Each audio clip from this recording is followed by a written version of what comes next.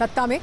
इसके बाद अब बात करते हैं जम्मू कश्मीर की राजनीति की, जहां आतंकी गतिविधि में शामिल होने के आरोपी सांसद इंजीनियर राशिद के जेल से बाहर आने पर राजनीति एक्शन बढ़ गया है। कल ही दिल्ली के पटियाला हाउस कोर्ट ने इंजीनियर राशिद को 2 अक्टूबर तक की अंतरिम जमानत दी है, जिसके बाद जम्मू कश्मीर के कश्मीर वाले हिस्से में राजनीतिक तापमान तेजी से बढ़ा है। पीडीपी और नेशनल कॉन्फ्रेंस की राजनीतिक धड़कन भी तेज हुई है। दोनों दल इंजीनियर राशिद के जरिए बीजेपी पर फिक्सिंग का आरोप लगा रहे हैं। दावा किया जा रहा है कि इंजीनियर राशिद के जरिए चुनावी लाभ लेने की कोशिश है। कौन है इंजीनियर राशिद और जम्मू कश्मीर चुनाव से उनकी अंतरिम जमानत का क्या कनेक्शन है, इस पर हमने सत्ता की एक कुंजी तैयार की है। लेकिन पहले बयानों की रील देखते हैं।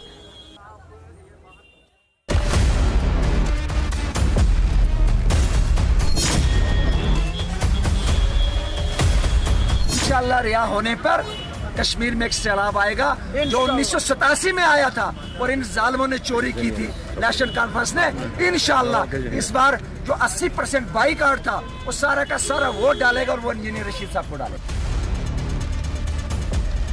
देखिए, शक तो होता है क्योंकि अभी तक उनको रिलीज नहीं किया और इंजीनियर साहब न सिर्फ खुद जेल से इलेक्शन लड़े बल्कि उनको कैंडिडेट ढूंढने की भी जरूरत नहीं पड़ती। एजेंसीज खुद उनके कैंडिडेटों का इंतखाब करके उनको मैदान में खड़ा करती है वोट काटने के लिए। तो इतना पैसा कहाँ से आता है हमारे पास? तो हमारे कैंडिडेट्स के पास कोई, उनके पास इतना पैसा कहाँ से आता है? गाड़ियाँ कहाँ से आती है? वो तो वो जेल में थे, ये कैंडिडेट किसने खड़े किए? ये सोचने वाली बात है। जहाँ तक छूटने की बात है, मैं तो सिर्फ एक बात पे हैरान होता हूँ कि ये बीजेपी वाले एक ज़बान में कभी बात कर नहीं सकते। ये अलग अलग अंदाज से बात करते हैं। जब इसी तरह इजाज़त अरविंद केजरीवाल को दी गई थी उस वक्त बीजेपी ने पूरे मुल्क में उसकी मुखालफत की। जब इंजीनियर रशीद को बिल्कुल इसी तरह सिर्फ इलेक्शन के लिए छोड़ दिया गया तो इस चीज़ का इस्तिकबाल बीजेपी ने किया। तो कहीं ना कहीं दाल में कुछ काला तो नज़र ही आ रहा है। बहुत सारे हमारे पॉलिटिकल अपोनेंट्स ये कहते हैं कि भारतीय जनता पार्टी ने अपने वोट काटने के लिए इंजीनियर रशीद को बाहर छोड़ दिया।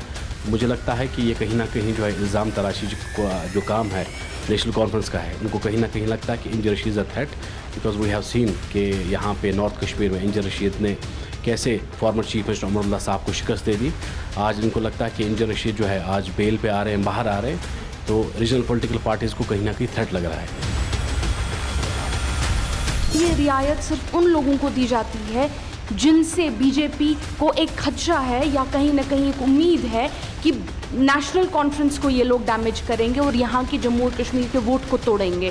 क्या ये रियायत सिर्फ उन्हीं लोगों को मिलती है या अगर ये रियायत 5000 जम्मू और कश्मीर के नौजवानों को क्यों नहीं मिलती? जितना खुश इंजीनियर रशीद साहब के बाहर निकलने से बीजेपी के स्पोक्स पर्सन्स हो रहे हैं, इतना खुश शायद उनकी अपनी पार्टी के कारकुन नहीं हो रहे हैं। बयान सुन लिए आपने। अब समझिए कि इंजीनियर राशिद हैं कौन। इनकी 2 पहचान है। एक पहचान नेता वाली है, दूसरी अलगाववाद और आतंकवाद को समर्थन देने वाले व्यक्ति की है। अब्दुल राशिद या इंजीनियर राशिद उत्तरी कश्मीर के लंगेट से 2 बार के पूर्व विधायक रहे। जम्मू कश्मीर में अवामी इत्तेहाद पार्टी की अगुवाई करते हैं। अफजल गुरु और दूसरे आतंकियों का खुलकर समर्थन करते रहे हैं। 2019 में आतंकियों को फंडिंग करने के मामले में उन्हें गिरफ्तार किया गया। यूएपीए के तहत 2019 से अब तक जेल में बंद थे। कल जमानत मिली। 2024 के चुनाव में राशिद ने उमर अब्दुल्ला को बारामूला में हराया था, वो भी जेल में रहते हुए। इंजीनियर राशिद की अलगाववाद वाली राजनीति की चमक में अफजल गुरु वाले एंगल का बड़ा रोल है। उन्होंने अपनी राजनीति की शुरुआत अफजल गुरु की फांसी के विरोध से की।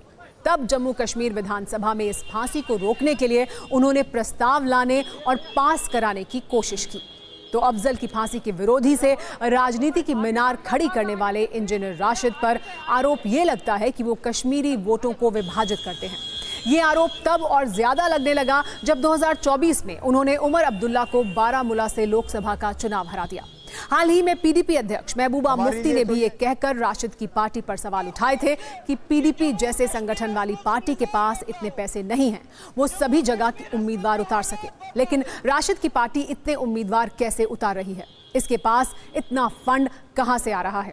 इंजीनियर राशिद इसका जवाब भी देते हैं। वो कहते हैं कि वो 5 साल से कश्मीर के लिए लड़ रहे हैं, जबकि महबूबा और उमर अब्दुल्ला जैसे लोग लंदन में रहते हैं और चुनाव लड़ने के लिए ही यहां पहुंच जाते हैं। माई fight is for the people. 5.5 साल जो बंदा जेल में मर रहा हो और वो 5.5 साल लंदन की गलियों में, गुलमर्ग की गलियों में और दिल्लियों की तरह। ओहो, तो हूटर बच चुका है, यानी सत्ता में आज का टाइम खत्म हो गया है। कल शाम 7 बजे आपसे फिर मुलाकात होगी। तब तक सभी न्यूज मित्रों से हमारी गुजारिश है कि वो सत्ता की न्यूज रील्स को ज्यादा से ज्यादा शेयर करें और मुझे दें